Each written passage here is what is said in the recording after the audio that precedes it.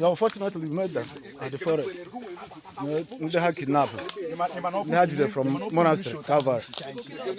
So we, the forest guard, we rescued them. Ndewo gị onye ọma na-ege ntị ma na-ekiri ekiri ebe ị nọ ugbu a bụ na sim.ch asịrị FM. Onye gị na ya nọkwa taa bụ 042 Solex, onye akụkọ ụwa. Ngwagere akụkọ nke anyị ji wee bịa taa. Ndị ọrụ nchekwa ime ọhịa bụ ndị ama dịka Enugu State Forest Guard anapụtala ụmụnna anyị abụọ bụ ndị omekome ndị ugwu tọrọ wee banye n'ime ọhịa. Nke a mere dịka ha bụ mmadụ abụọ gara ikpe ekpere na ugwu dị nsọ nke ama dịka Ọhọm Monastery nke nọ n'ime okpuru ọchịchị Udi nke steeti Enugu. Dịka ha bụ mmadụ abụọ bụ ndị anapụta n'aka ndị ntọ siri wee kwuo site n'otu ihe onyonyo nke ha bụ ndị ọrụ nchekwa zipụtara. Ha sị na ndị ugwu ahụ bụ ndị tọrọ ha dị mmadụ 5 ma gakwa n'iru wee kwuo na a na-akpọburu ha na ezinụlọ ha abụọ ga-ewetacha nde naira 50 bụ 50 million n'isi otu onye tupu ahapụ ha ka ha lọwa.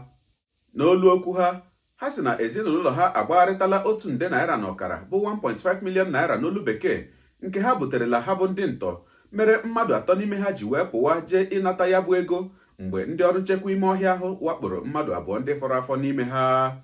Asịla na Solex sị kama lere onyonyo ya. Unfortunately, we met them at the forest. They had kidnapped. They had them from monastery, Calvary. So we, the forest guard, we rescued them. We rescued them. Let's go out. Let's go out. Thank God.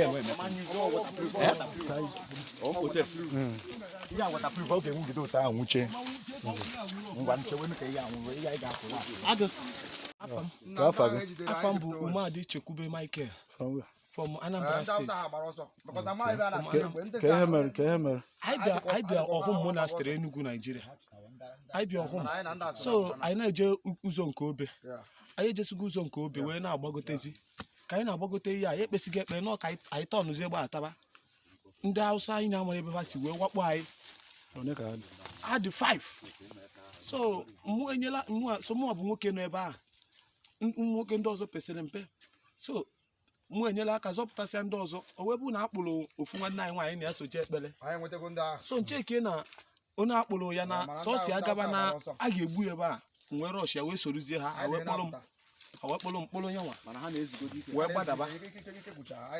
Sinsi ụnyaahụ ka anyị sinsi Sọnde ka anyị na ebe a mana Chukwunna mere amala site n'aka ndị Forest Guard Udi Enugu steeti wee zọpụta anyị taa. Even though self akwụnyego ejijego ndị ya ejenye ha ego 1.5 million ka wee lapụ anyị mana site na si n'aka ndị Forest Guard a wee zụọ anyị alịtọn go ego a. So ama m onye aka mmabe ka eziokwu ka asị mgbe m fụrụ monastery eziokwu.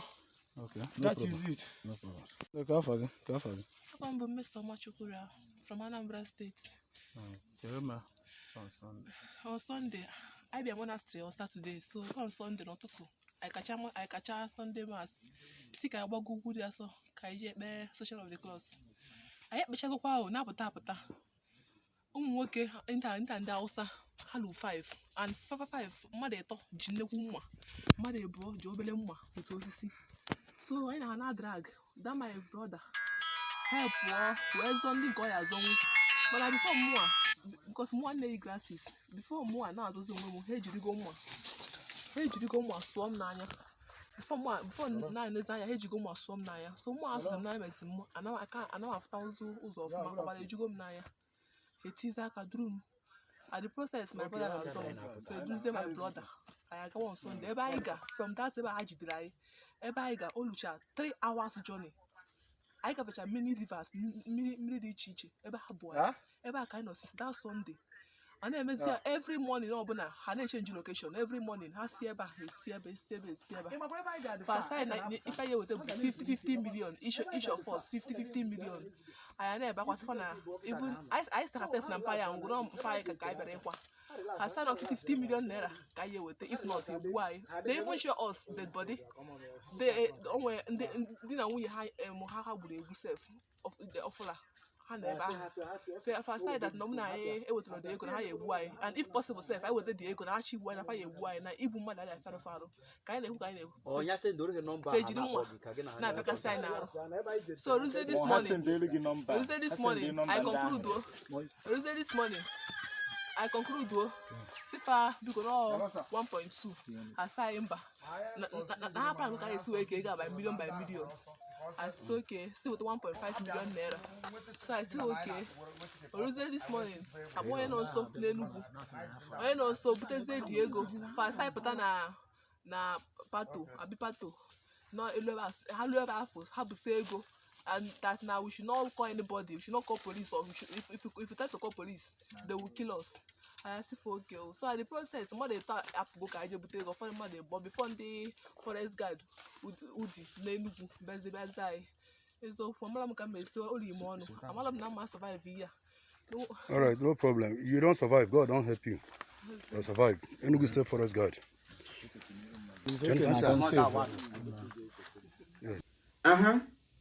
Akwikirichala ya bụ ihe onyonyo onye ụwa gị onye na-egere akụkọ ụwa m ịmarala n'etu anyị si eme ya dere anyị ebumnuche gị etu isi hụ ya bụ ihe nke ikiriri ugbu a na ngalaba okwu ka anyị mara uche gị n'ihi na uche onye adịghị ya njọ daalụkwa gị onye na-eso ebere anyị esonye ekelekwa gị wee na-asị gị jide ka iji onye a sị ya jide ka o ji ịmara na nke o ji kacha mma ekpere mbụ na Chineke nna ga na-anọnyere gị ọpụpụ gị na mbata gị na-etinyere gị aka n'ezi ihe niile nke ị na-eme gị taa bụkwanụ mbụ ị na-ahụ ihe onyonyo anyị asị gị nnọọ onye gị na ya ka nọkwa bụ 042 Solex onye akụkọ ụwa n'iru akwụkwọ efere mba ụwa ya mere ọ bụrụ na ka m mere dị gị mma n'obi nwanne biko ọ bụ na Facebook na Instagram ka na-ahụ ihe onyonyo pịara m follow ọ bụ na YouTube ka ị na-ekiri ya bụ ihe onyonyo pịara m subscribe ya na mgbịrịgba anya n'akụkụ ka ị nwee ike na-enweta ihe onyonyo ndị ọzọ nga na-ewetara gị n'ọdịnihu ọ bụ na Twitter ka ị hụrụ ya bụ ihe onyonyo pịara m follow ọ bụ na TikTok itikere m follow ma atọ ọkụ ma Igbo ndị nwe m Igbo mụrụ nze mụ ọzọ ekelekwa m unu wena asị na ọ ga na-adịrị unu niile mma o ise ngwanụ tụsawara m ihe onyonyo a na-atụsara m ya bụ ihe onyonyo na apịrị maka na share button ya mara gị mma ezigbo mmadụ udo dịrị unu.